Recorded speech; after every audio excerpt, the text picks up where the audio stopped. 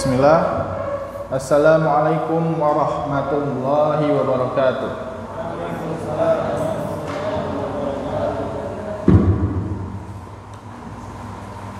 Alhamdulillah hamdan katsiran thayyiban mubarakan fi kama yuhibbu rabbuna wa yarda.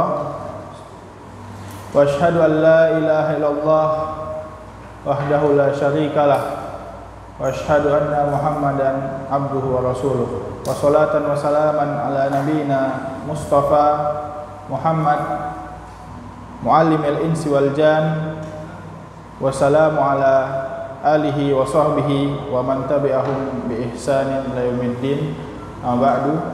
Alhamdulillah, pada kesempatan kali ini di malam yang berbahagia ini kita masih senantiasa diberikan nikmat yang banyak oleh Allah SWT, sehingga kita diberikan nikmat dan waktu luang sehingga kita dapat melangkahkan kaki kita ke masjid yang mubarak ini insyaallah untuk menuntut ilmu yang penting di dalam, yang sangat penting, bahkan yang paling penting di dalam agama Allah, yaitu tauhid, ya, yang mana tauhid ini adalah sebab diturunkannya Al-Quran dan sebab diutusnya Nabi Muhammad SAW tidaklah kecuali untuk mengajarkan tauhid kepada hamba Allah Subhanahu wa taala. Dan pada kesempatan kali ini, sebelum kita mulai, seperti biasa, satu atau dua orang saja yang menyetorkan matanya, ya, untuk mempersingkat waktu silahkan. Man yurid ayaqra. Ini pertemuan terakhir kita, ya. Jadi siapa yang hafalannya sampai terakhir silahkan disetorkan. Pertemuan terakhir untuk ini, ya, untuk kitab usul salasah. Atau insyaallah kalau diteruskan kita memakai kitab matan Qawaidul Arba. Ya, silahkan.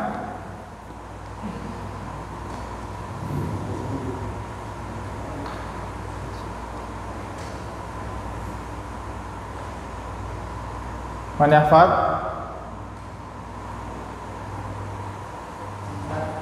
Naam, tafadhal Ustaz.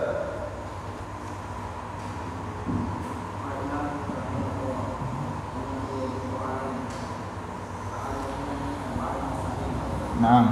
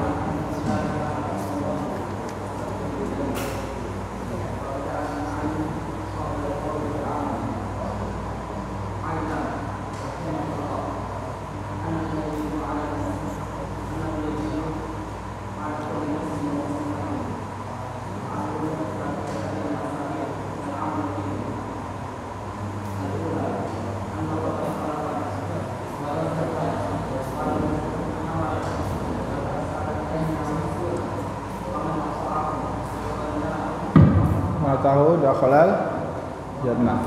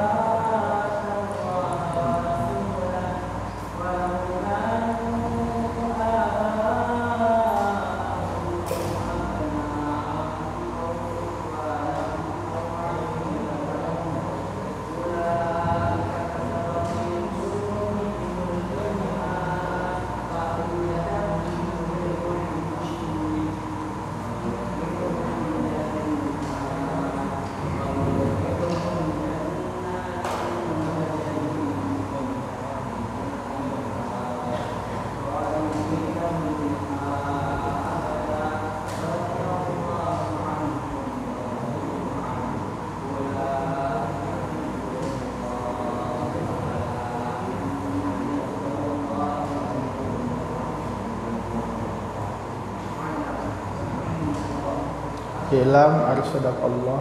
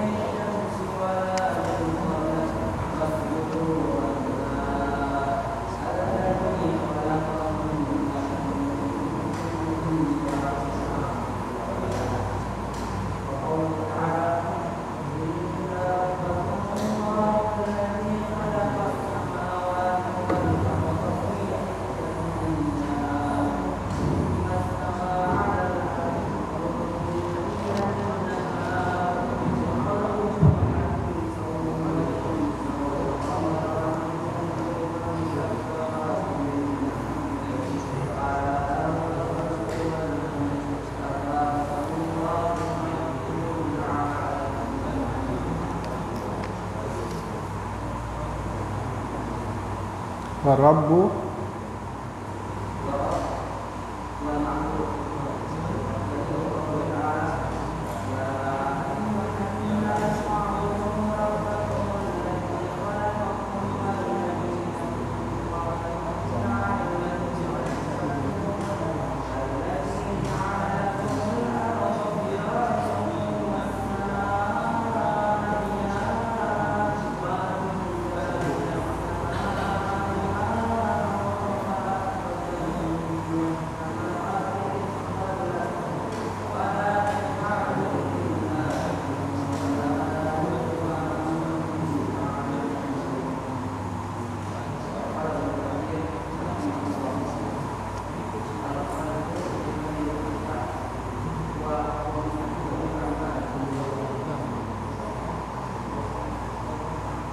wa anwa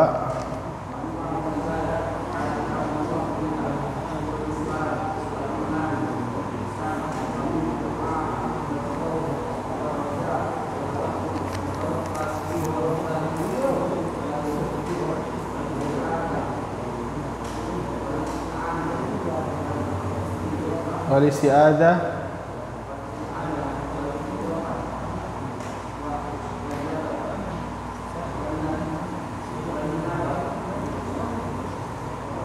wa ghairu dzalik min anwa'il ibadati allati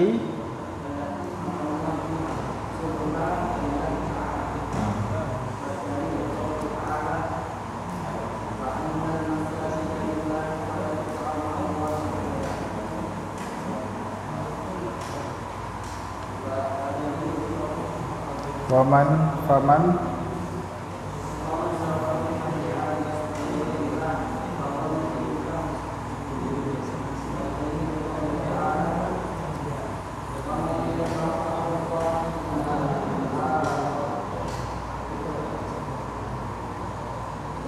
La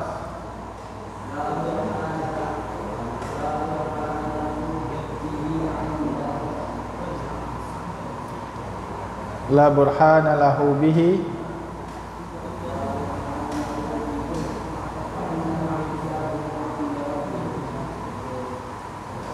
innahu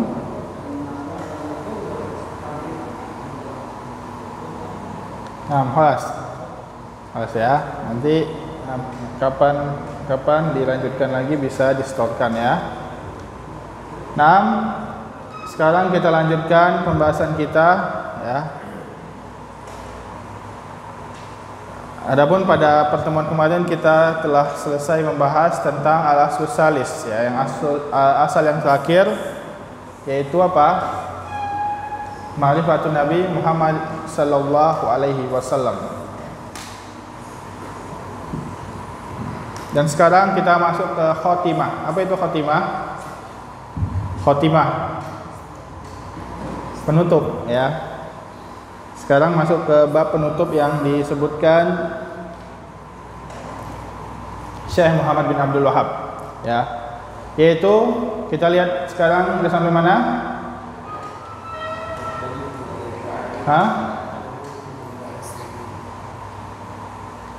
Wan nasu itu ya. Ada lihat, dapat ya. Wan nasu idza matu yub'atsun ya. Dan manusia ya di sini qala Syekh qala mu'allif rahimahullahu taala wan nasu idza matu yub'atsun ya. Ya di sini dan manusia ketika meninggal, ketika meninggal mereka akan dibangkitkan lagi. Nah, lihat di sini Syekh Muhammad bin Abdul Wahhab rahimahullah menutup risalah beliau ya, menutup matan Ushulus Salasah ini dengan i'tiqad Ahlus Sunnah wal Jamaah, yaitu setiap manusia ketika meninggal maka dia akan dibangkitkan ya. Semua orang meyakini ya, sampai yang Kristen atau yang agama-agama di luar Islam, bahwasanya manusia ketika dia telah hidup maka dia akan meninggal ya. Dan sekarang ya perkara yang kedua yaitu manusia ketika telah meninggal maka dia akan dibangkitkan kembali ya. Dan ini tidak semua manusia meyakininya ya. Ada beberapa ya umat atau beberapa orang atau beberapa kaum firqah yang meyakini bahwasanya manusia ketika meninggal maka dia telah tenang ya, udah nggak ada lagi kebangkitan ya. Dan mereka meyakini bahwasanya tidak ada lagi hari kebangkitan ya, dan seterusnya. Dan bahkan mereka meyakini reinkarnasi ya. Apa itu reinkarnasi? Kehidupan setelah kematian, maksudnya hidup lagi di dunia ini, yang ada lagi hari kiamat terus-terusan begitu, waliyadzubillah ya. Bahkan orang-orang Syiah Rafidah yang gulat ya, Syiah Rafidah yang gulat. Apa itu gulat? Yang udah sampai puncaknya ya. Syiah tapi dia bukan yang moderat, bukan yang sedikit, bukan yang ringan, akan tapi yang paling parahnya ya, mereka meyakini bahwasanya ada reinkarnasi, waliyadzubillah ya. Nah, di sini Syekh Muhammad bin Abdul Wahhab menyebutkan salah satu i'tiqad Ahlus Sunnah wal Jamaah, wan nasu idza matu yub'atsun ya. Dan manusia ketika mereka meninggal ya, maka semuanya akan dibangkitkan. Nah, di sini mulai keyakinan tentang hari kiamat ya. Karena keyakinan tentang hari kiamat itu adalah salah satu dari rukun iman. Maka barang siapa yang mengingkari kebangkitan, maka dia telah mengingkari beriman dengan hari kiamat, dan itu membatalkan keimanannya ya. Nah, kebangkitan ini adalah salah satu fenomena setelah kematian ya. Di antaranya ada kebangkitan, setelahnya ada hisab ya. Ada hisab, yaitu penghitungan amal. Kemudian ada mizan ya. Ada mizan, kemudian ada sirat, ada haud, ada tatayurus suhuf, ya, kemudian sampai nanti terakhirnya ada al-jannatu wan nar. Itu adalah perkara-perkara yang akan ada nanti, ya, setelah kematian.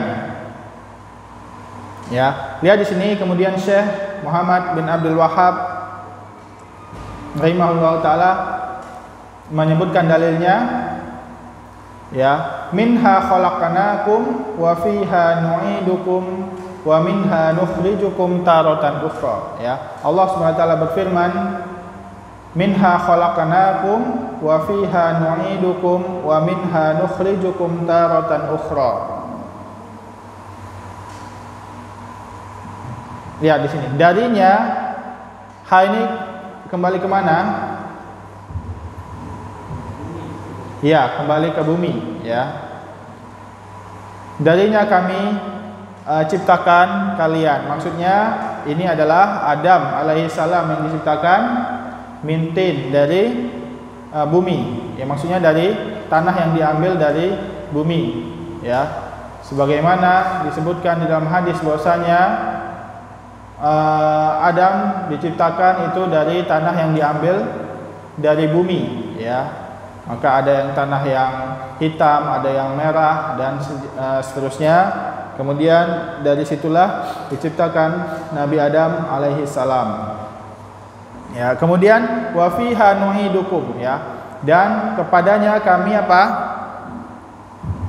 Kami kembalikan kalian. Maksudnya meninggal, dikuburkan, ya, maka dikembalikan ke bumi, ya. Wa minha nukhrijukum taratan ukhra, ya. Dan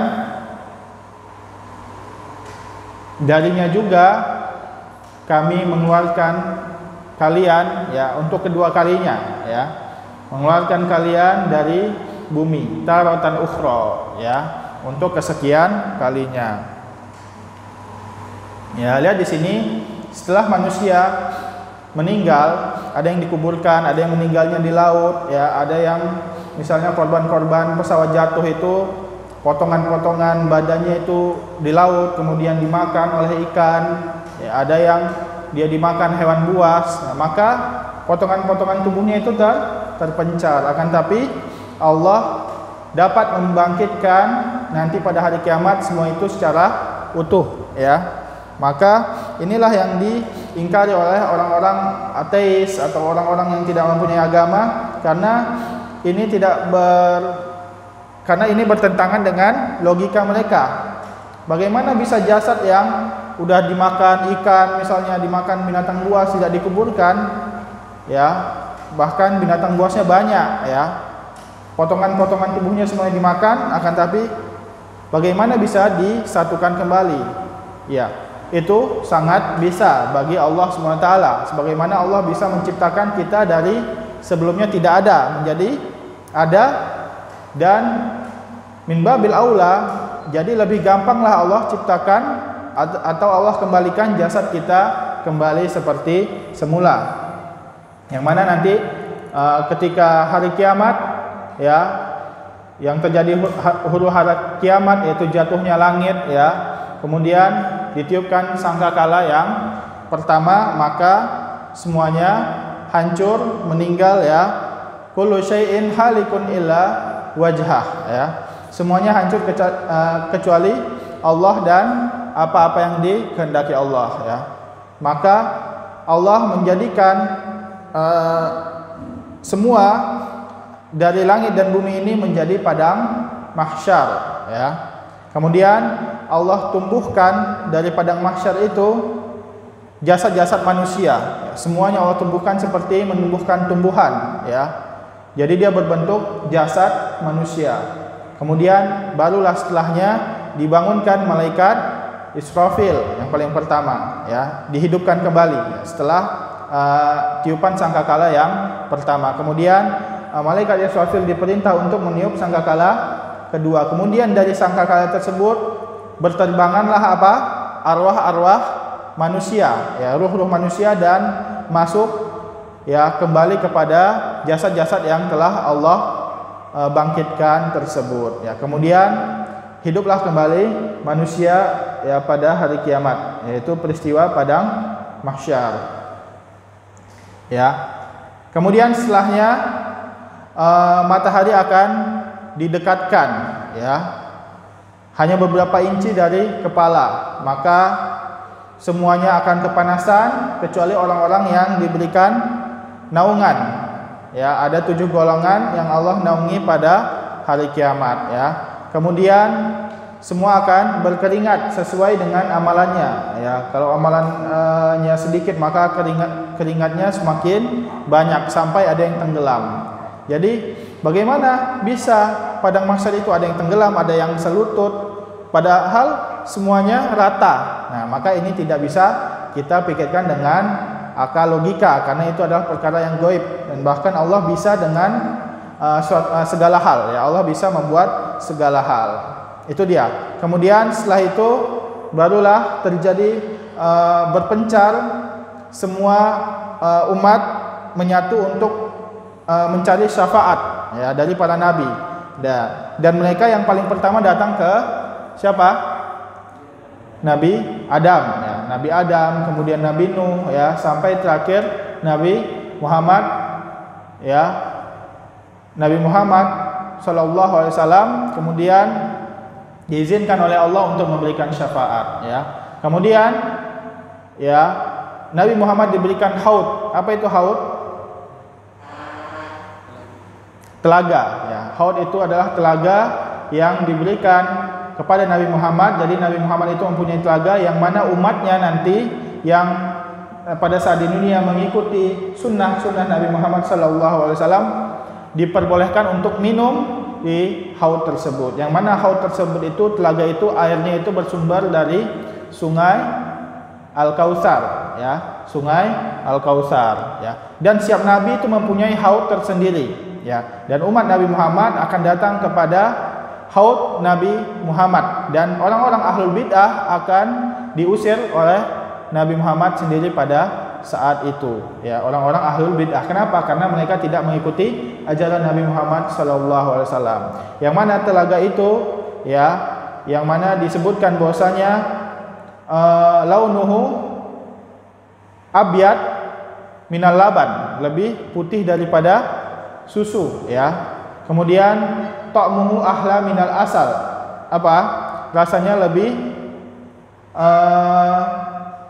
manis dari madu, ya. Dan bejana-bejananya, maksudnya gelas-gelasnya itu lebih banyak dari bintang-bintang yang ada di langit, ya. Wa man yashrab, ya, dan barang siapa yang meminumnya maka dia tidak akan haus selamanya. Yang mana pada saat itu matahari dekatkan. Jadi, ya, itu sebuah kenikmatan yang sangat besar, ya, pada saat itu meminum air dari haud Nabi Muhammad SAW. Yang disebutkan juga tuluhu syahran wa arduhu syahran, ya. Jadi panjangnya itu selama perjalanan sebulan, ya. Ketika panjangnya itu diukur dengan orang yang berjalan selama sebulan, saking panjangnya. Dan lebarnya juga sebulan juga sama. Jadi di sini dapat disimpulkan bahwasanya haud Nabi itu berbentuk bulat, ya, mudawwar. Itu dia tentang haud Nabi Muhammad SAW. Kemudian disitulah mulai, ya, di sini, ya, kita lanjutkan wa qaulu ta'ala wallahu ambatakum minal ardi nabata. Ya, Allah menumbuhkan kalian, ya, ini pada saat di padang mahsyar tadi, ya, Allah tumbuhkan, ya, seperti tumbuhan yang tumbuh dari tanah. Summa yu'idukum fiha wa yukhrijukum ikhraja, ya. Ya, ini maksudnya ambatakum ini maksudnya pertama kali diciptakan, ya, kemudian dimatikan kepada tanah, kemudian dikeluarkan pada kedua kalinya, yaitu pada saat padang mahsyar, ya. Kemudian mu'alif Syekh Muhammad bin Abdul Wahab melanjutkan wa ba'dal ba'si, ya, wa ba'dal ba'si, dan setelah dibangkitkan untuk kedua kalinya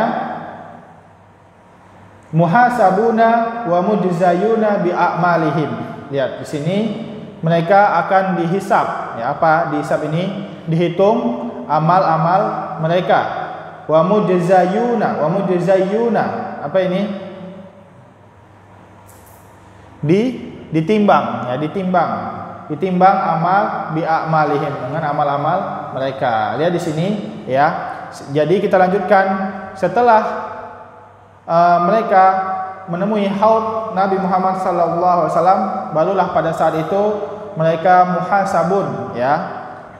Mereka muhasabun. Maksudnya apa? Dihisab amal-amal mereka, ya.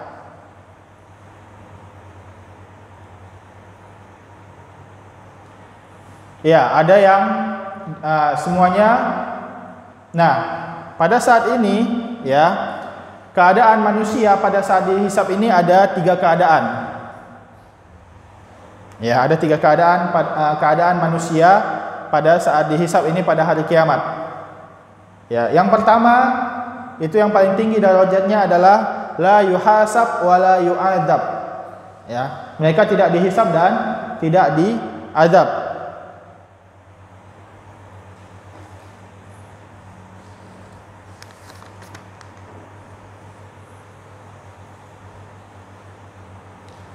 Ya, sebagaimana di hadis Nabi Muhammad SAW, ya, ketika Isra Mi'raj dilihatkan sawadun adzam, dilihatkan umat yang sangat banyak, kemudian dikatakan oleh malaikat Jibril bahwasanya ini adalah umatmu wahai Muhammad. Wa minhum sab'una alfan yadkhulunal jannata bighairi hisab wala azab. Dan dari umatmu ini ada 70.000 orang yang masuk surga tanpa azab dan tanpa hisab. Ya, ibarat orang ngantri makan, dia langsung motong, langsung masuk, ya. Itu sangat nikmat pada hari kiamat, yang mana pada saat itu sangat panas, ya, tapi dia tidak dihisab, ya. Kita tahu bahwasanya proses hisab itu sangat lama, ya, tapi dia tidak dihisab dan tidak diazab, ya. Itu, nah, ketika ditanyakan siapa mereka itu 70.000 orang yang tidak dihisab dan tidak diazab, kemudian Nabi Muhammad SAW menyebutkan humul ladzi la yastarqun, ya, mereka yang tidak meminta untuk diruqyah, ya, wala yaktawun, dan tidak berobat dengan pengobatan kai, ya, maksudnya dengan besi panas, ya, besi panas ditempelkan ke syaraf-syaraf, yaitu akan membetulkan syaraf tersebut, ya. Wala yatatayyarun, dan tidak bertatoyur. Wa ala rabbihim yatawakkalun. Lihat di sini ada 4, ya, syarat untuk masuk surga tanpa hisab dan tanpa azab. Yang pertama, la yastarqun, tidak meminta diruqyah, ya. Tidak meminta diruqyah. Kenapa? Karena orang yang meminta diruqyah ini tawakalnya kurang. Tawakalnya berkurang, ya. Jadi kita menunggu ketika misalnya kita diberikan sihir, maksudnya dikirimkan sihir oleh orang, ya. Misalnya kita kena penyakit apa, itu kita tidak boleh meminta untuk diruqyah, lebih baik ruqyah sendiri, atau kita menunggu untuk ditawarkan untuk diruqyah, ya. Tidak harus meminta ruqyah, ya. Itu dia. Ruqyah sendiri juga bisa. Kemudian wala yaktawun, sama ini tawakalnya kurang, ya, karena yaktawun ini adalah pengobatan di zaman Nabi, ya, yang memakai besi panas, ya. Kemudian wala yatatayyarun, tidak bertatoyur. Apa itu tatoyur? Mungkin ini akan dibahas pada di dalam kitab tauhid nanti, ya, yaitu bertatoyur. Contohnya kalau ada kupu-kupu masuk, itu berarti nanti ada tamu, kalau nggak ada kebaikan datang. Kalau misalnya ada ular hitam, itu nanti kecelakaan, dia nggak jadi pergi, ya. Itu yang semacamnya, ya. Sering kan kita dengar di kalangan orang-orang awam begitu kan. Apalagi contohnya kupu-kupu, ular, apa lagi? Burung, ya, ya, burung, ya. Burung di zaman Arab, ya, di zaman orang-orang Arab terdahulu, kenapa dibilang tatoyur dari kata toir, dari kata burung? Karena mereka ketika mau safar, nanti ada burung misalnya di pohon, mereka kejutin nih, dikagetin. Kalau dia terbang ke kiri nggak jadi dia pergi. Nah, kalau dia terbang ke kanan dia pergi, gitu, ya. Itu dia. Kalau misalnya ini berarti pertanda buruk dan seterusnya, ya. Begitu misalnya ada bulu mata jatuh misalnya nanti apa gitu, misalnya hujan pada saat terik matahari berarti ada orang meninggal, waliyazubillah. Itu semua adalah tatoyur ya yang diharamkan oleh Allah dan Rasulnya. Kemudian wa ala rabbihim yatawakkalun, dan mereka hanya bertawakal kepada Allah SWT saja. Maka itu adalah orang-orang yang ya pada hari kiamat nanti dia tidak akan dihisab dan tidak akan diazab. Kemudian setelah itu bangunlah sahabat yang bernama Ukasyah bin Mihsan ya Rasulullah ij'alni minhum ya, faqala anta minhum ya. Jadi Ukasyah bin Mihsan langsung berdiri, langsung meminta kepada Rasulullah, ya Rasulullah, jadikanlah aku salah satu dari 70.000 orang itu. Maka Rasul menjawab, ya Rasulullah SAW menjawab, kamu adalah salah satu dari mereka. Jadi dari sini kita menyebutkan bahwasanya Ukasyah bin Mihsan adalah sahabat yang dijanjikan surga, ya, yang dijamin surga oleh Nabi Muhammad SAW. Ya, setelah 10 orang yang dijamin surga, kemudian ada Bilal, ya. Bilal ini yang terompah atau sendalnya terdengar di surga, kemudian Ukasyah bin Mihsan dan beberapa sahabat lain yang telah dijamin surga dari Nabi Muhammad SAW. Ya. Kemudian setelah itu ada seseorang lagi yang bangun, ya, minta juga. Kemudian Rasulullah menjawab, sabakoka biha Ukasyah, kamu telah didahului oleh Ukasyah. Ya. Ada beberapa pendapat ulama kenapa Rasulullah tidak menjamin dia juga untuk masuk surga atau untuk masuk surga tanpa hisab dan tanpa azab. Ada yang mengatakan bahwasanya dia adalah orang munafik. Ada yang mengatakan bahwasanya dia tidak dijamin juga, takut semuanya pada minta, ya. Semuanya takut pada minta. Jadi Nabi cukupkan sampai Ukasyah saja. Itu dia yang pertama. Yang kedua, yuhasab, dia akan dihisab dengan hisaban yasira, ya. Seperti yang disebutkan oleh Allah Subhanahu wa taala, fasaufa yuhasabu hisaban yasira, ya. Ya. Yang mana dia akan diberikan kitab atau diberikan catatan-catatan amalnya dari kanan, kemudian dia akan dihisab dengan yang sangat gampang, ya. Jadi cuma dihisab dengan gampang, ya. Itu. Maksudnya dihisaban yasiro ini adalah arad. Arad ini hanya memaparkan saja amalan-amalan dia, ya. Jadi orang yang dihisab dengan hisaban yasiro ini, hisab yang mudah ini, dia hanya dipaparkan amal-amalnya saja, tidak ditanya-tanya, ya. Itu dengan cepat, ya. Maka dia disebut di sini yasir, ya. Yang ketiga, yuhasab, ya, dia akan dihisab dengan hisab munaqasyatan, ya. Munaqasyatan ini dengan munaqasyah, ada tanya jawab di situ, ya.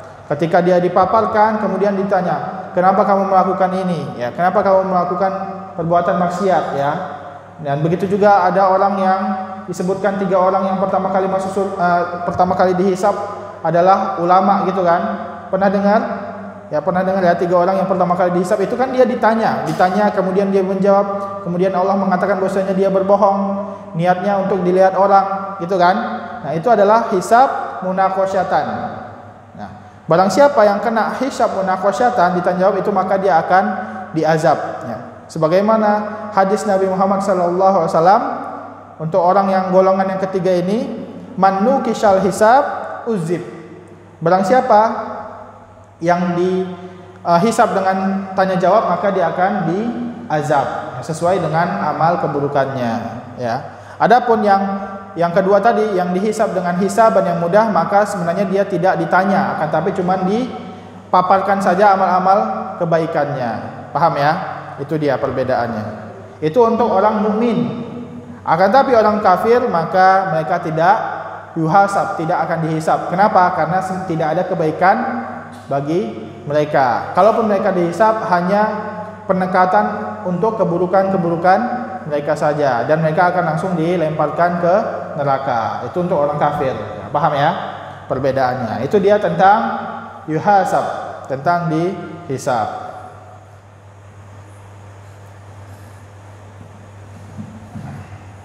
Kemudian mujzayuna, ya akan ditimbang ya. Di sini ada fenomena al-mizan di hari kiamat ya. Di sini jadi pembahasan al-mizan.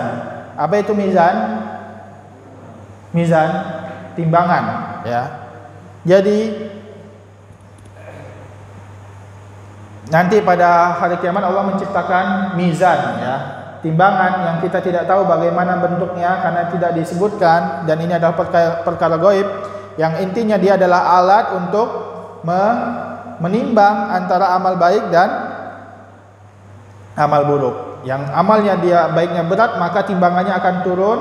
Faman thaqulat mawazinu faulaika humul muflihun. Barang siapa yang maksudnya amal kebaikannya berat, maksudnya berarti dia menurun kalau berat kan, maka dia akan berhasil.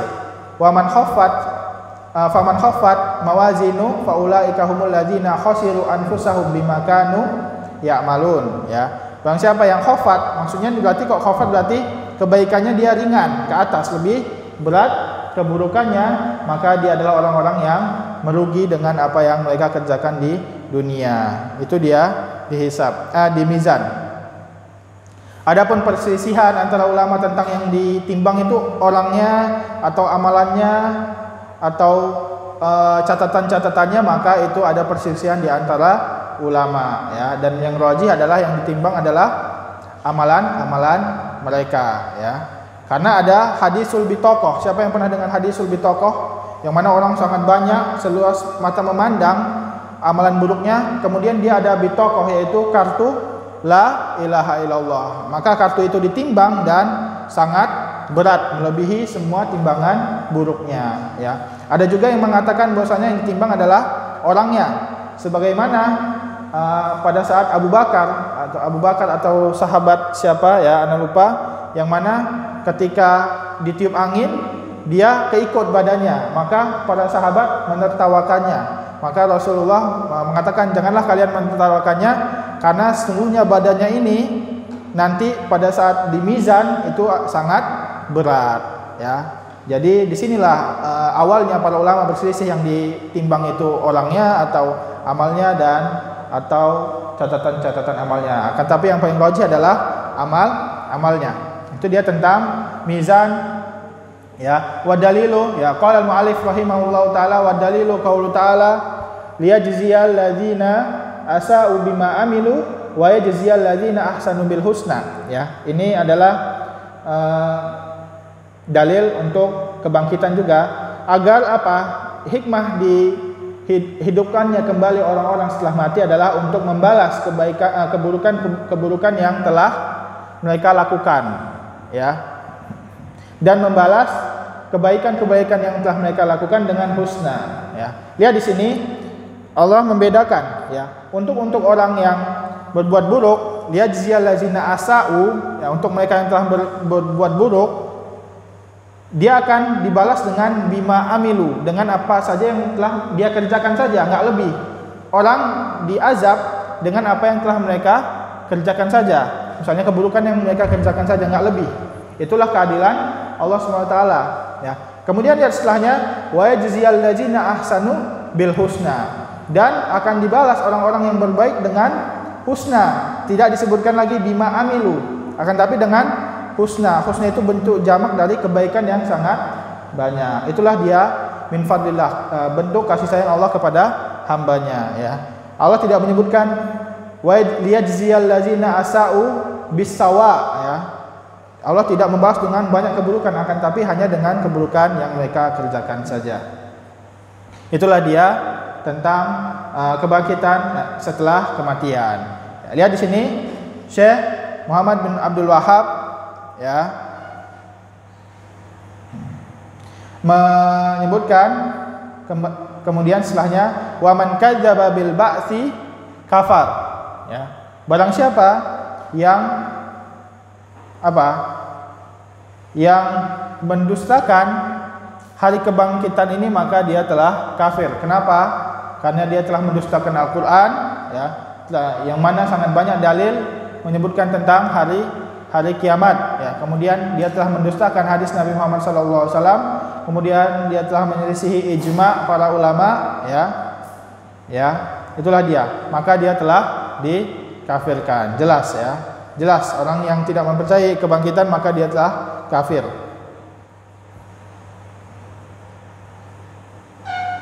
Wa dalilu qaulu ta'ala, dan dalilnya adalah firman Allah SWT, za'amal ladzina kafaru alla yub'atsu qul bala wa rabbi latub'atsunna tsumma latunabba'unna bima amiltum wa dzalika 'alallahi yasir.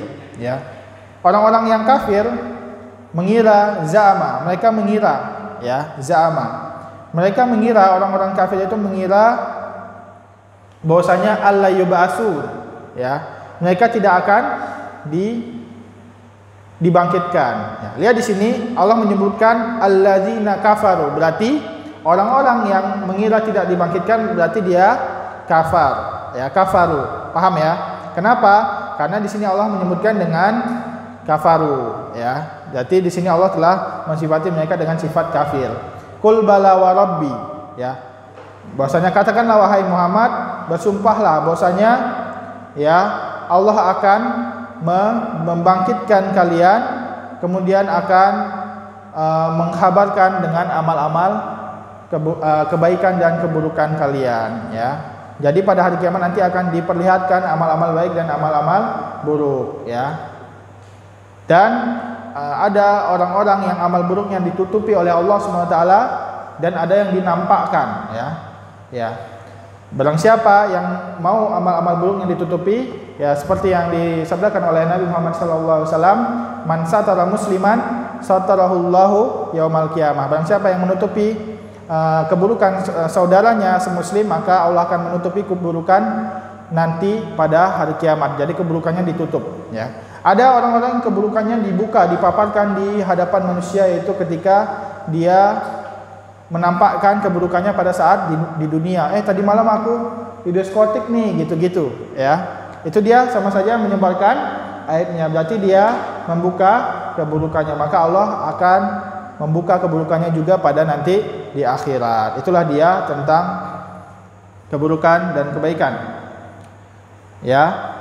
Wa dzalika 'alallahi yasir, dan itu adalah gampang bagi Allah Subhanahu wa taala, ya.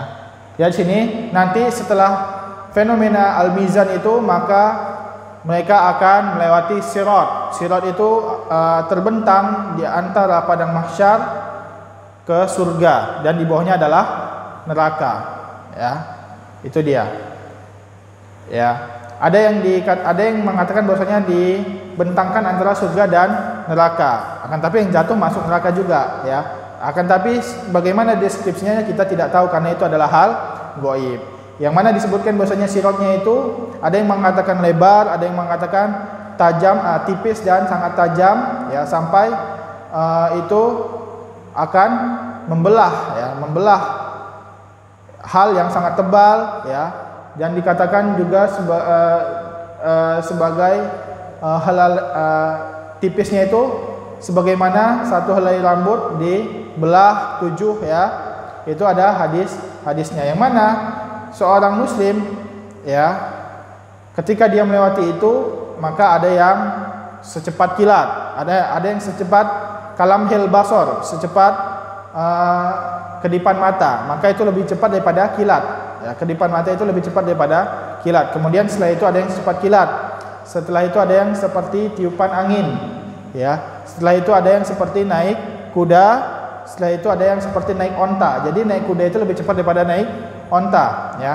Setelah itu ada yang seperti dia berjalan biasa, ya. Kemudian ada yang ngesot, ya. Kemudian ada yang merangkak, ya. Yang paling lama itu adalah yang merangkak. Kemudian pada saat melewati sirat itu ada namanya kalalib. Kalalib itu apa? Jangkar-jangkar yang menyambar, ya. Pernah lihat ya yang sambaran-sambaran jangkar itu di game-game, ya. Ya, jadi dia menyambar, itu sesuai apa? Sesuai amalannya, ya. Jadi dia akan disambar dan jatuh ke neraka wal iyadzubillah, ya. Adapun orang-orang kafir maka dia tidak melewati sirat, akan tapi langsung dilemparkan Allah SWT ke dalam neraka. Dan kemudian setelah sirat, ya, yang berhasil adalah penghuni surga saja, dan penghuni neraka telah masuk ke neraka. Dan penghuni surga maka nanti mereka akan melewati kontoroh. Kontoroh itu adalah jembatan, ya, hampir sama seperti sirat. Tidak tahu, ada perselisihan para ulama apakah sirat itu adalah sambungan, apakah kontoroh itu adalah sambungan dari sirat atau dia adalah jembatan yang berbeda. Yang mana jembatan ini, ya, nanti di situ akan dibersihkan, ya, gil atau hasad-hasad atau kebencian-kebencian yang ada di dalam hati orang yang hendak masuk surga. Jadi mereka bersih, ya. Tuh. Mereka bersih ketika mereka siap untuk masuk surga, ya. Sebagaimana Allah Subhanahu wa taala berfirman, "Wa naza'na ma fil sudurihim min ghil", ya. Dan kami akan membersihkan semua kedengkian-kedengkian yang ada di hatimu, ya. Dan ini bukan kisos. Kisos ini terjadi pada saat padang mahsyar, ya. Semua dikisos. Ketika orang zalim nanti dikisos. Binatang pun nanti dikisos. Misalnya ada binatang yang bertanduk, yang tanduknya besar, misalnya kambing yang tanduknya besar, dia nyeruduk kambing yang tidak ada tanduknya, maka nanti akan dikisos. Ya, akan tetapi berbeda dengan pada saat di kontoroh ini, itu bukan amal-amal yang terlihat, akan tapi yang di dalam hati dibersihkan semua. Kemudian pada saat mau masuk surga, maka pintu surga tertutup, ya. Tidak ada yang dapat membuka pintu surga baik semua nabi kecuali Nabi Muhammad sallallahu alaihi wasallam, dan orang yang paling pertama membuka pintu surga adalah Nabi Muhammad sallallahu alaihi wasallam, dan umat pertama yang pertama kali masuk surga adalah umat Nabi Muhammad sallallahu alaihi wasallam, ya. Jadi sebelum mereka ini masuk surga ada proses syafaat, ya. Syafaat Nabi Muhammad sallallahu alaihi wasallam, ya. Syafaat itu kemudahan yang dibantu oleh Nabi Muhammad untuk penghuni surga, untuk mereka cepat masuk surga. Sebagaimana firman Allah, kita bisa lihat di sini, hatta idza ja'uha wa futihat abwabuha. Ketika para penghuni surga ini datang ke surga, wa futihat abwabuha, dan kemudian dibukakan pintu surga, ya. Dia di sini ada huruf wa. Kita lihat ayat setelahnya, yang dikisahkan oleh Allah tentang penghuni neraka. Hatta idza ja'uha futihat abwabuha. Tidak ada di situ huruf waw. Apa bedanya ketika orang penghuni surga hatta idza ja'uha wa futihat abwabuha. Adapun untuk ahlu neraka hatta idza ja'uha futihat abwabuha. Apa bedanya?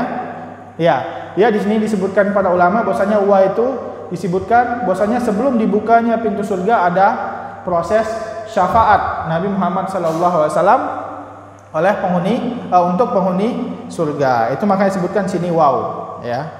Berbeda dengan orang ahli neraka, langsung mereka dilemparkan secara langsung ke neraka Allah Subhanahu wa taala. Itulah dia perbedaannya, ya. Ya, kemudian kita lanjutkan pembahasannya, ya. Setelah itu para penghuni surga kekal di surga dan para penghuni neraka kekal di neraka.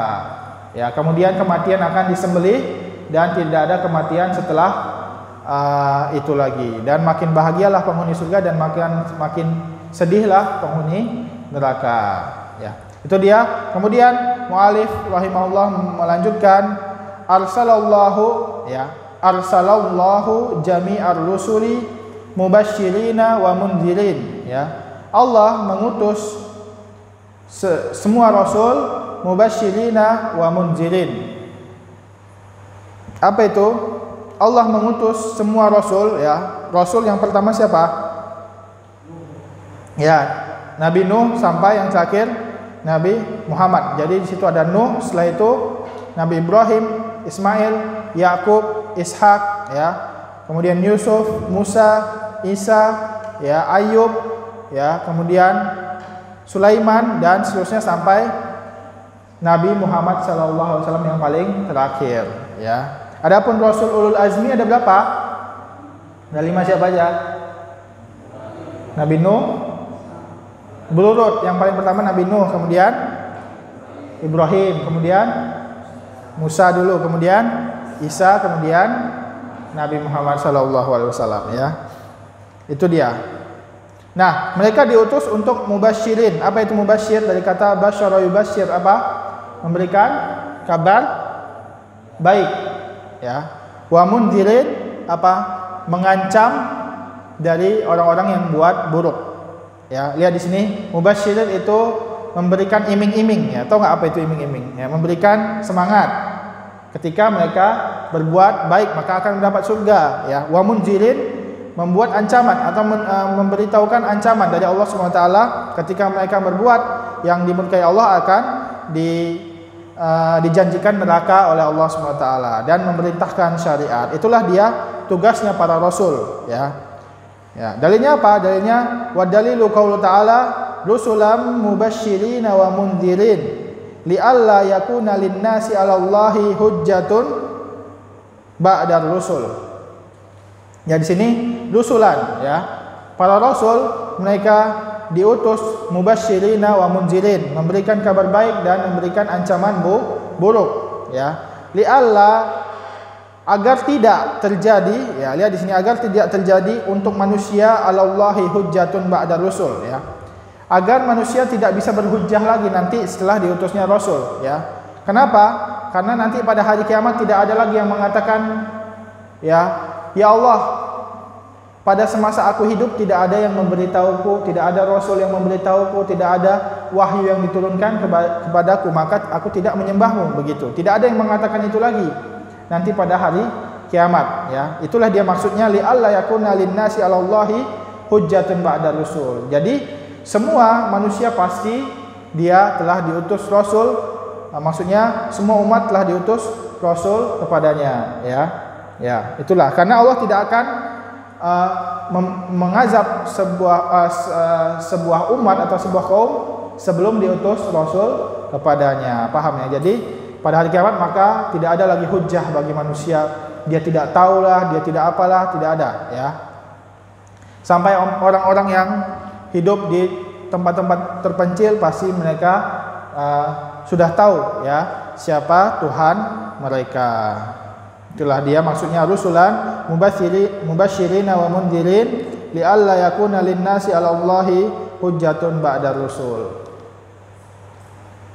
Ya, lihat di sini kemudian wa awwaluhum Nuh, ya. Qala al-mu'allif rahimahullahu taala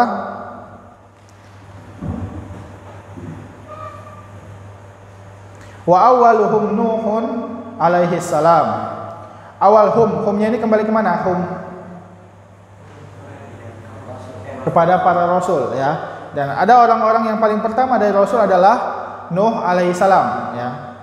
Dalilnya apa? Dalilnya nanti akan disebutkan oleh di ayat setelahnya. Kemudian dalilnya pada saat hadis padang mahsyar, yang mana mereka pada saat mendatangi Nabi Nuh, mereka mengatakan, wahai Nuh, kamu adalah rasul yang pertama yang diutus oleh Allah Subhanahu wa taala. Jadi awalnya adalah Nabi Nuh alaihissalam, ya. Jadi sebelum Nuh itu semuanya nabi, ya. Nabi Adam maupun ada Nabi Idris, semuanya nabi, ya.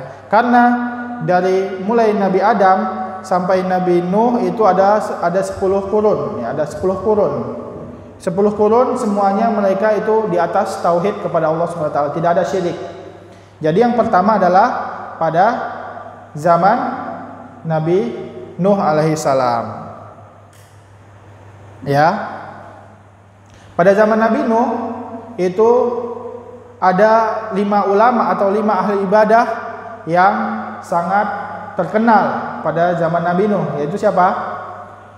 Di dalam surat Nuh siapa yang bisa menyebutkan?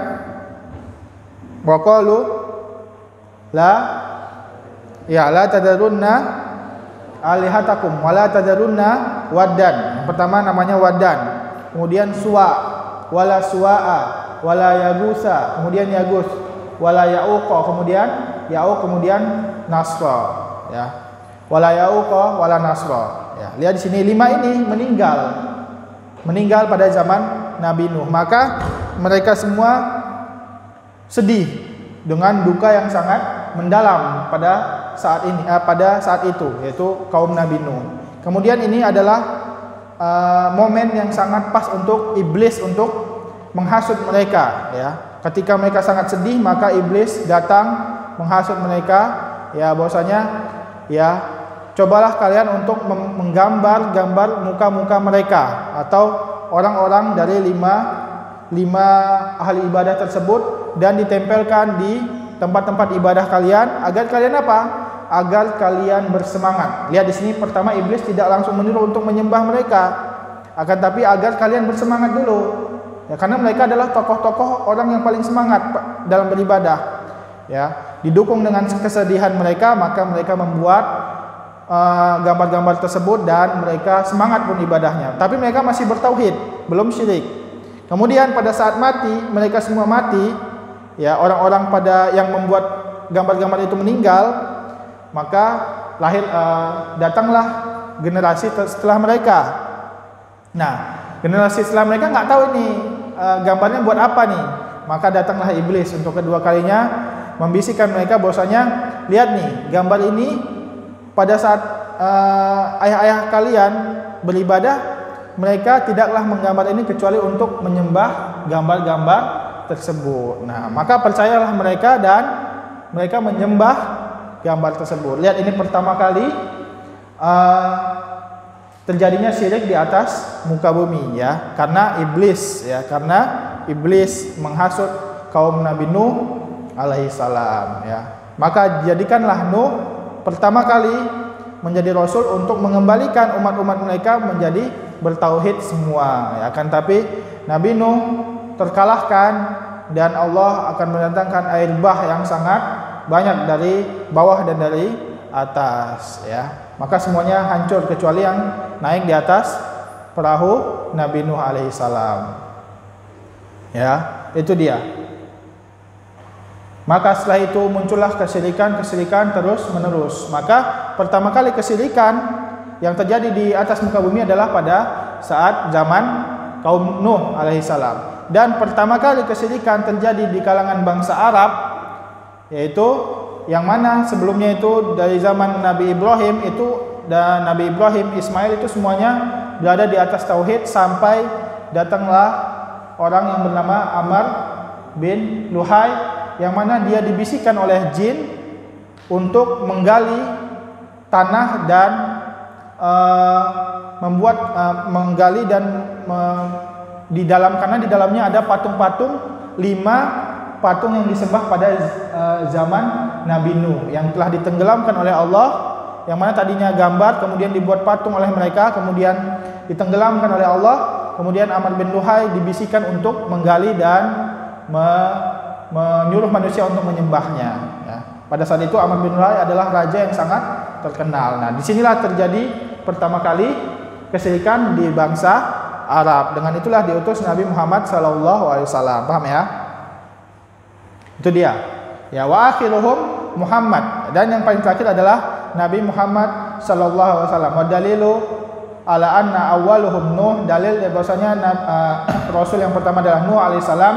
Firman Allah SWT, inna auhayna ilaika kama auhayna ila Nuhi wan nabiyyina min ba'di, ya. Bahwasanya kami mewahyukan kepadamu. Lihat siapa di sini mu sini? Nabi Muhammad sallallahu alaihi wasallam, ya. Kama auhayna, sebagaimana kami mewahyukan juga kepada Nuh, ya. Wan nabiyyina min ba'di. Lihat di sini disebutkan min ba'di, ya. Kenapa? Karena yang paling pertama adalah Nuh, kemudian setelahnya rasul-rasul setelahnya.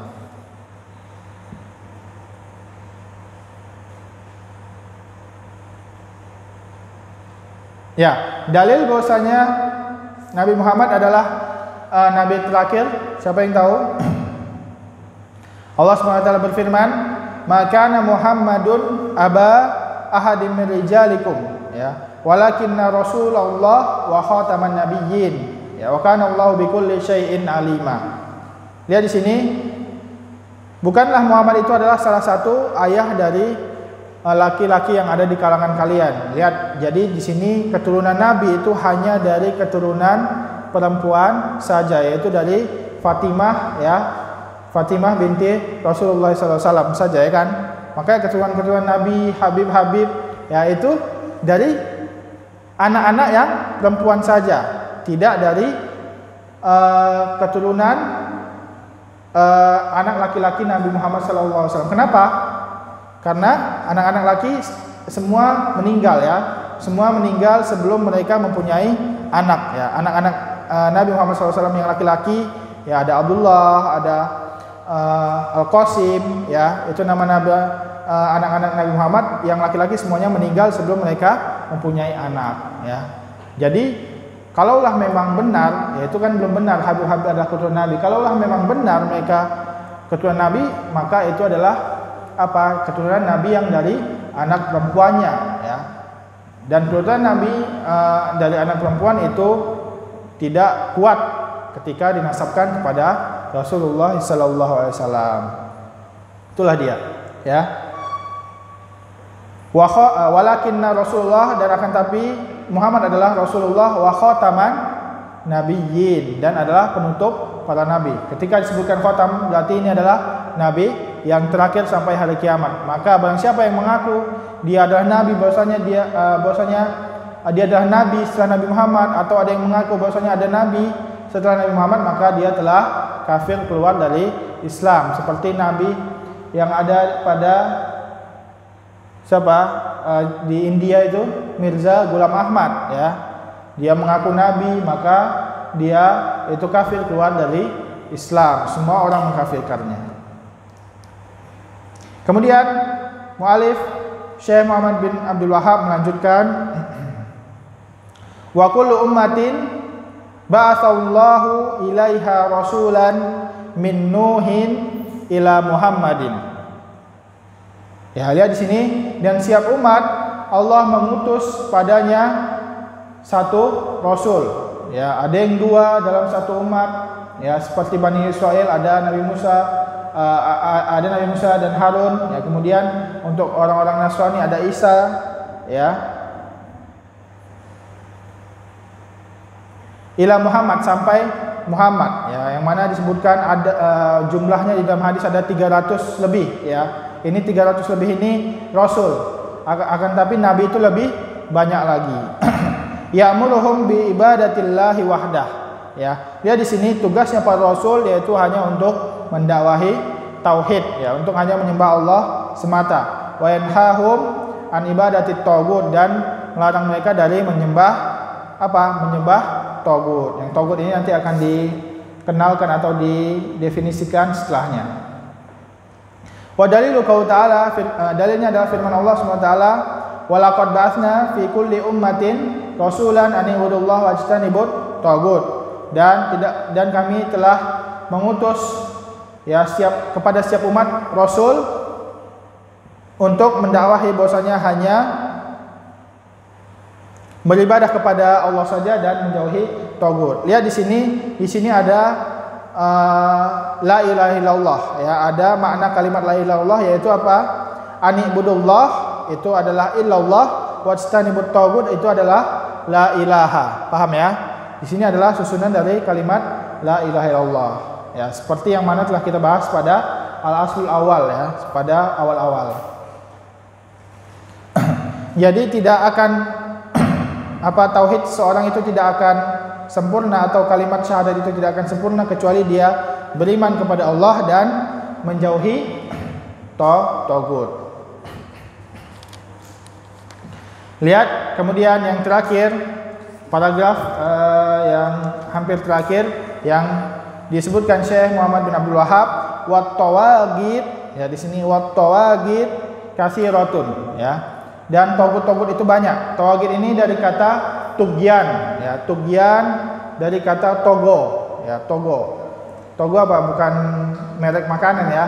Togo ini itu apa? Dari bahasa Arab yang artinya apa? Melampau batas ya. Togo itu melampau batas. Falamma togol ma'a hamalnakum fil jariyah, ya kan?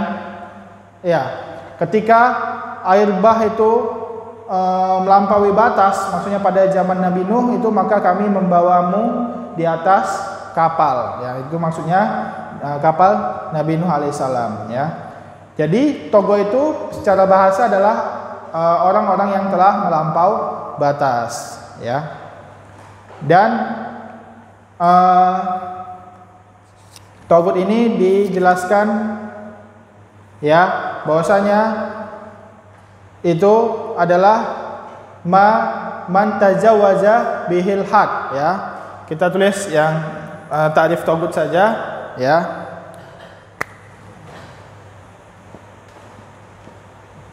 Tagut ya, man togo maksudnya melampaui batas, maksudnya tajawaza ya, tajawaza bihil al-had, siapa yang melampaui batas. Had ini batas ya, min ma'bud au matbu au muto. Ya, lihat di sini orang-orang yang tagut adalah orang-orang yang melampaui batas ya, minal ma'bud dari yang disembah, dari yang diikuti dan dari yang ditaati ya.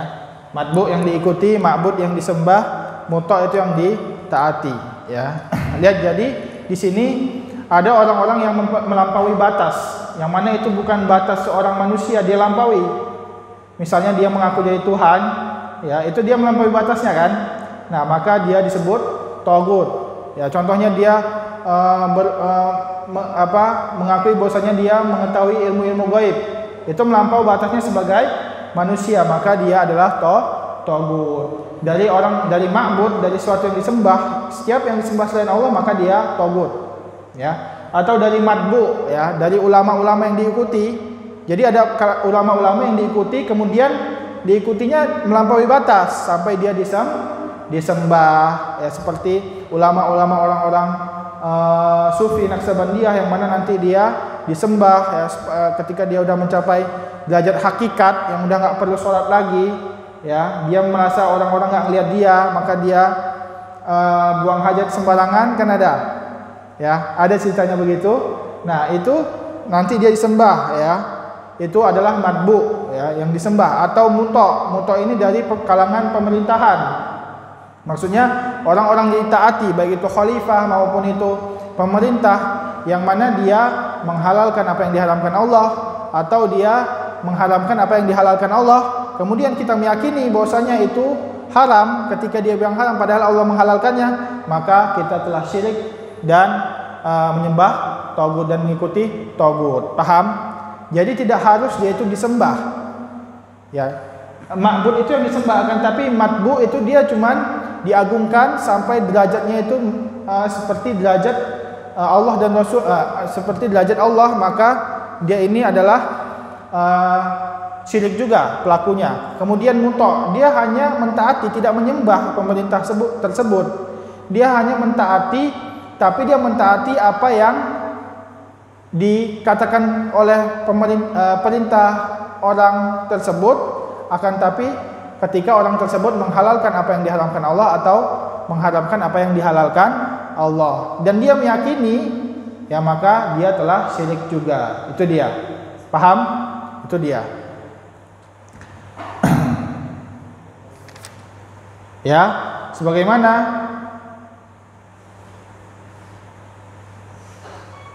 itu udah tadi tagut ya.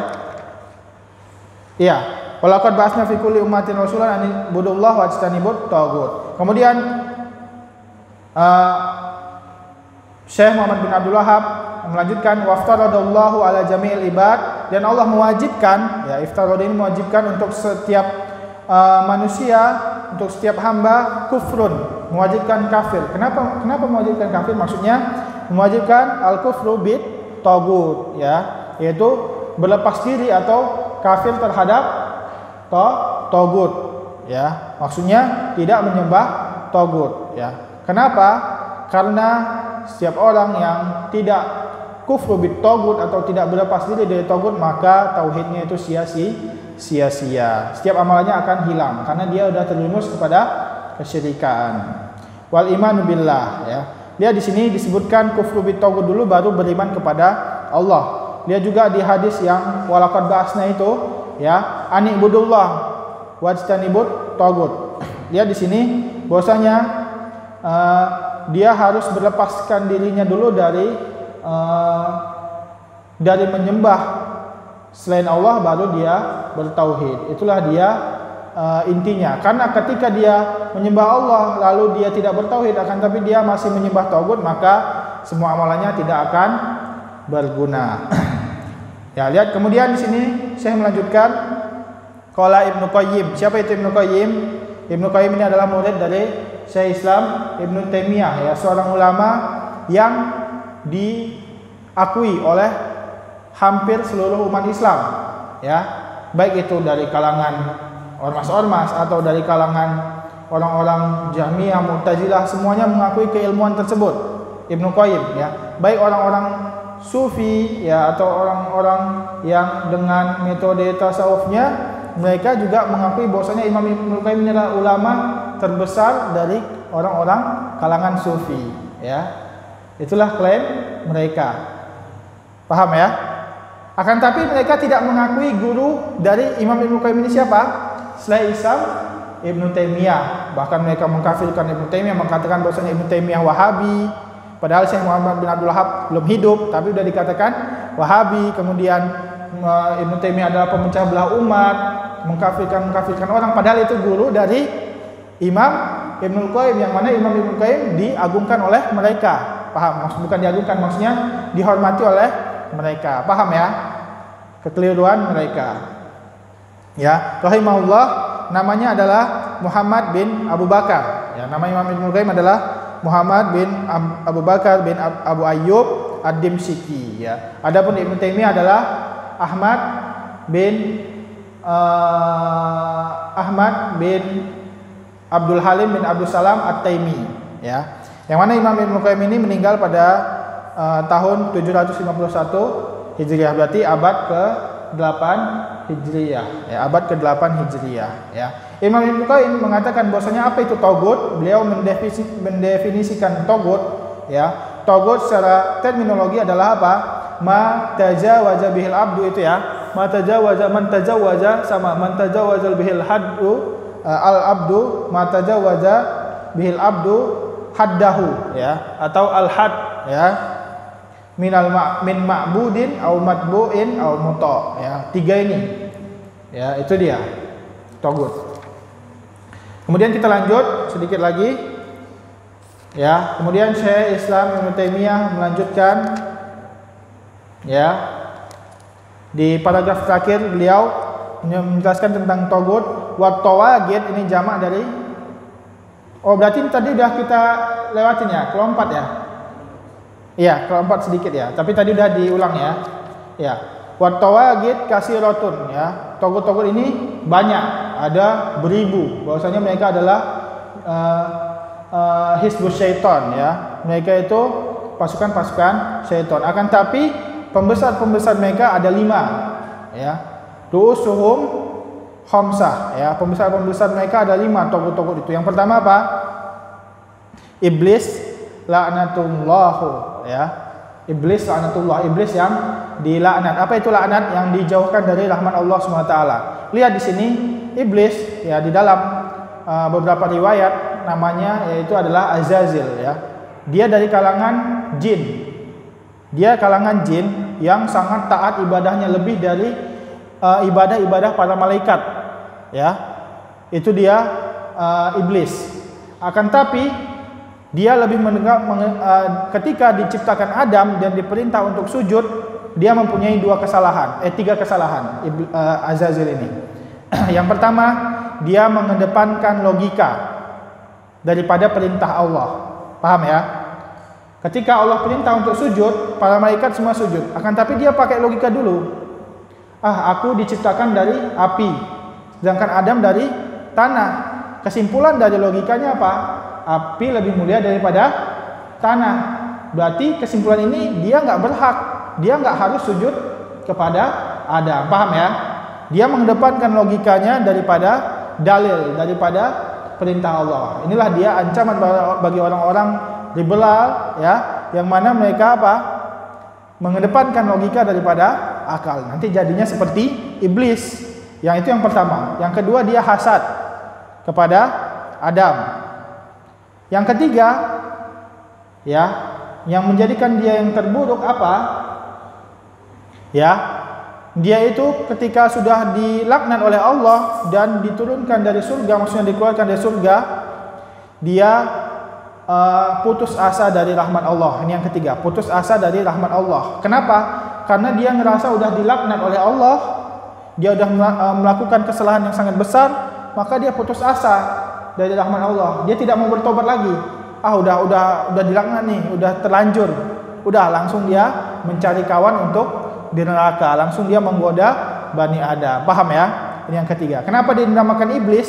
Dari kata ablasa, yaitu artinya ya'isa, putus asa. Ya, iblis adalah suatu yang putus asa dari rahmat Allah, makanya dia dinamakan iblis. Paham ya? Karena dia udah putus asa, maka dia tidak mau bertobat, tidak mau meminta maaf kepada Allah. Jadi dia malah makin menjadi-jadi dan menghasut Bani Adam. Makanya kita diharamkan untuk al-ya'su min rahmatillah, diharamkan dari berputus asa dari rahmat Allah. Karena orang yang udah berputus asa dari rahmat Allah, dia nggak mau tobat, dia terus-terusan di dalam maksiat kepada Allah Subhanahu wa taala. Paham ya? Itu dia kesalahan iblis. Yang kedua, itu dia yang paling besar, yaitu dari kalangan tagut, yaitu adalah iblis, ya. Kemudian man ubida wa huwa radin. Barang siapa yang disembah kemudian dia ridho, ya. Ya, berarti kebalikannya, kalau dia disembah nggak ridho, berarti dia bukan tagut. Karena tagut itu kok disembah dia ridho. Contohnya siapa? Fir'aun, Fir'aun atau Mirza Ghulam Ahmad atau siapa? Namrud dan seterusnya, itu dia disembah dan ridho. Seperti Bashar Assad, ya, yang disembah dia ridho pada saat di mana dulu itu? Di Yaman, bukan di Yaman, Suriah, ya. Bashar Assad, tahu kan? Terkenal kan? Yang mana dia nyuruh penduduk Suriah itu untuk sujud di fotonya, ya. Waliyadzubillah. Itu adalah kalangan togut yang dia ridho. Berarti kalau yang disembah nggak ridho, berarti dia bukan togut. Seperti siapa? Nabi Isa, dia disembah akan tapi tidak ridho, ya. Kemudian Uzair, dia disembah akan tapi tidak ridho. Uzair ini adalah orang soleh, ya, dari Bani Israel. Disembah orang-orang Yahudi tapi tidak ridho, ya. Kemudian siapa? Ali bin Abi Thalib ketika disembah oleh orang Syiah, ya. Ya, ketika orang-orang Syiah Sabaiyah itu mereka menyembah Ali, yang mengatakan Ali sebenarnya ini dia malaikat Jibril ini salah menurunkan wahyu, bukan ke Nabi Muhammad harusnya, tapi kepada Ali. Maka mereka membenci malaikat Jibril karena malaikat Jibril mereka salah menurunkan wahyu, waliyadzubillah, ya. Maka mereka menyembah Ali dan Ali membakar mereka semua. Ketika mereka dibakar, maka dia makin yakin bahwasanya Ali adalah Tuhan. Kenapa? Karena tidak adalah yang menyiksa dengan api kecuali Allah. Maka mereka makin yakin bahwasanya Ali itu adalah Tuhan, waliyadzubillah. Itu adalah orang Syiah. Akan tapi Ali tidak ridho. Paham? Nah, maka akan tapi Ali tidak jadi ingin membakar mereka, karena tidaklah yang membakar atau mengazab dengan api kecuali hanya Allah SWT, ya. Itu dia.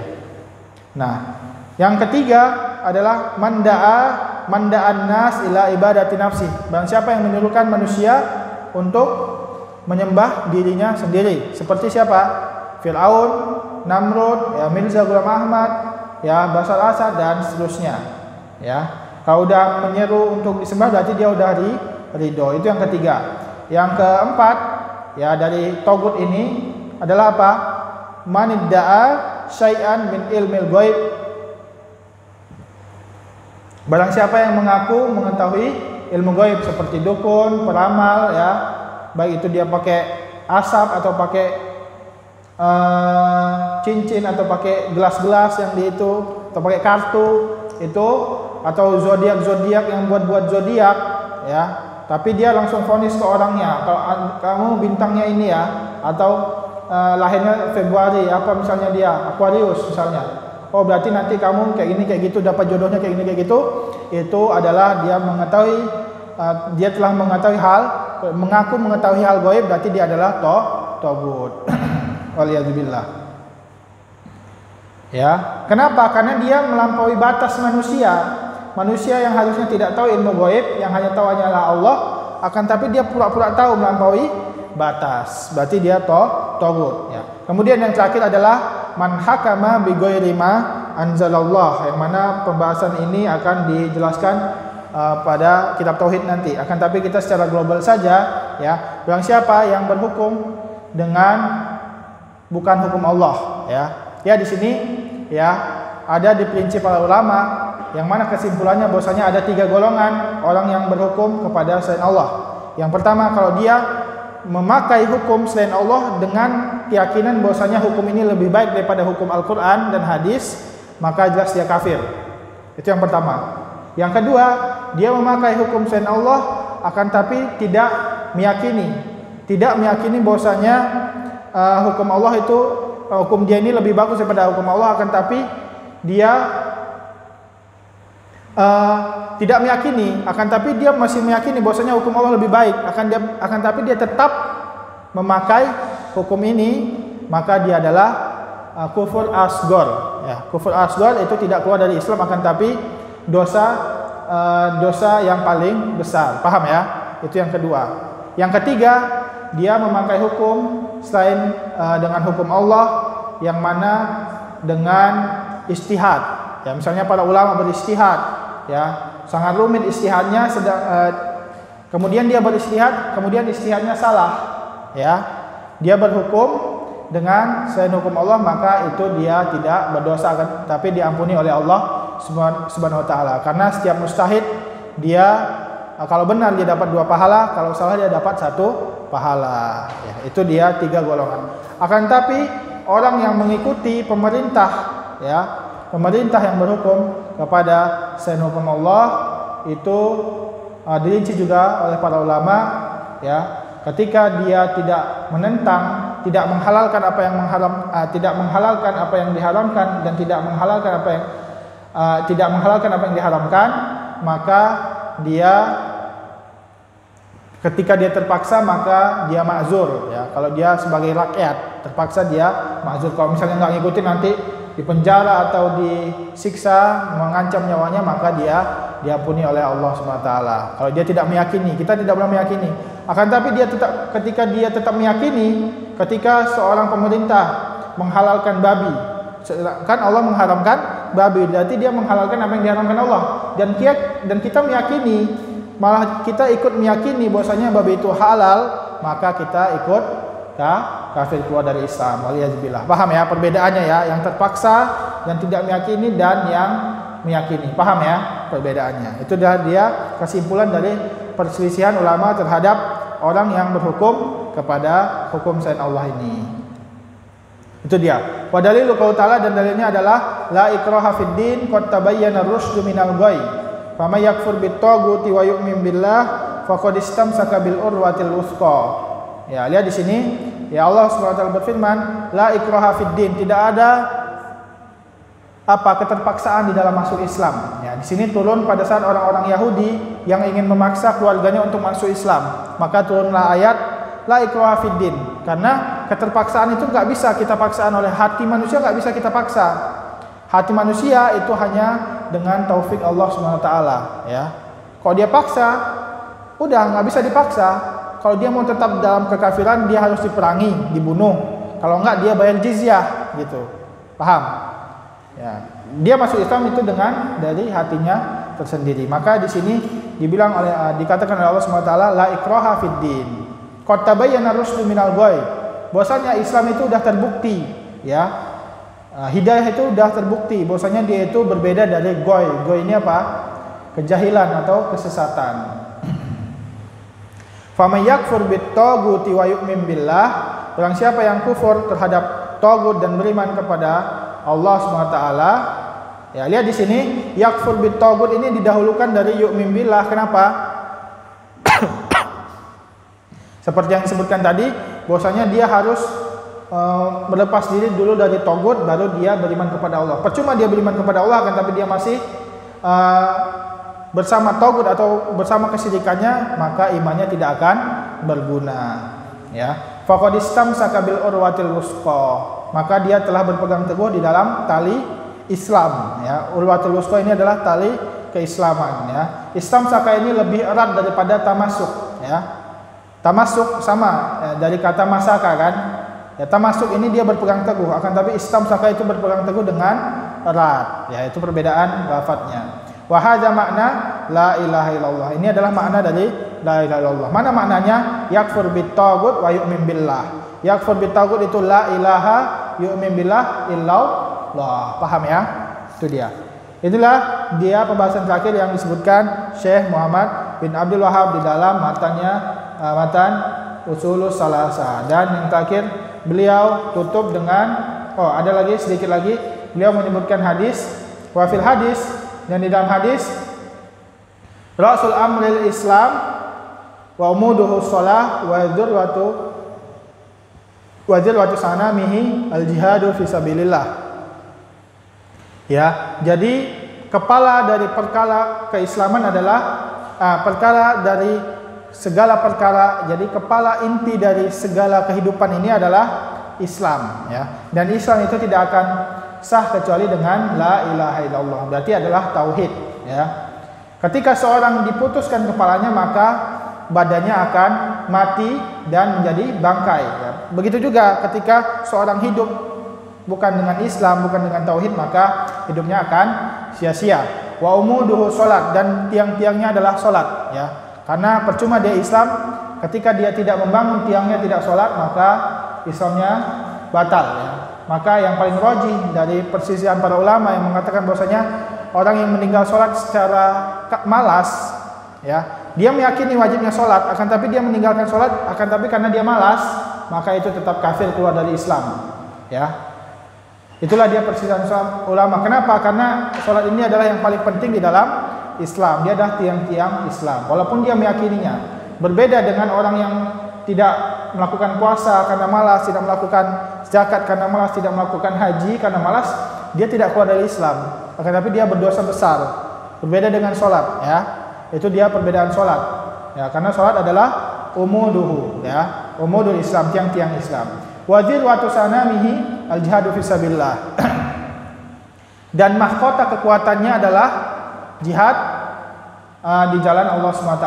Karena Islam ketika dipisahkan dari jihad, maka dia akan menjadi lemah. Lihatlah Islam sekarang, ya, seperti fenomena yang ada zaman ini, tidak ada jihad. Maksudnya Islam tidak ada sedikit pun dia bentuk jihad dari orang-orang kafir, malah berlemah lembut, malah loyal.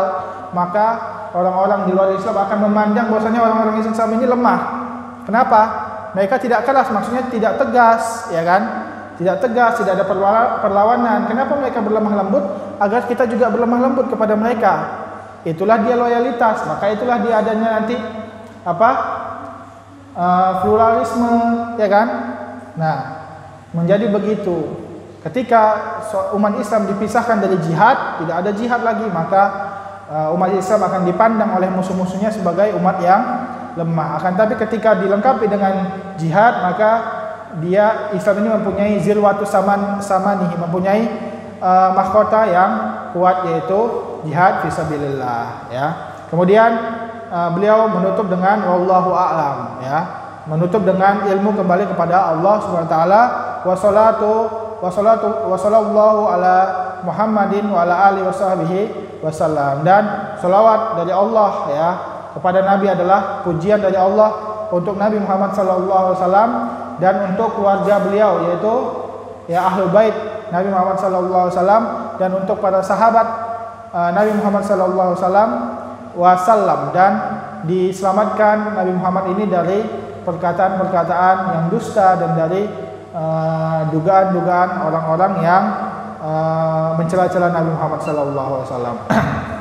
Dan ditutuplah, ya, matan Ushulus Salasah ini dengan kalimat ini, ya. Dan jika ada kekurangan mohon dimaklumi dan dimaafkan. Itulah dia lebih kurangnya dari matan Ushulus Salasah. Alhamdulillah kita telah menuntaskan satu matan, ya, dari dasar akidah, yaitu matan Ushulus Salasah, ya.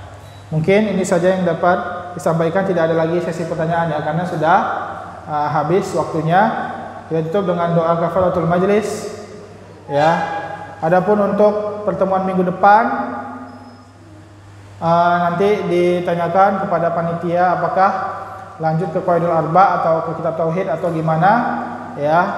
Kalau misalnya lanjut kepada suatu kitab maka diumumkan kitabnya, ya, biar persiapan bawa kitab, ya, gitu ya. Mungkin itu saja yang dapat disampaikan. Kita tutup dengan doa kafaratul majlis. Subhanakallahumma wa bihamdika asyhadu an la ilaha illa anta astaghfiruka wa atubu ilaik. Wassalamualaikum warahmatullahi wabarakatuh.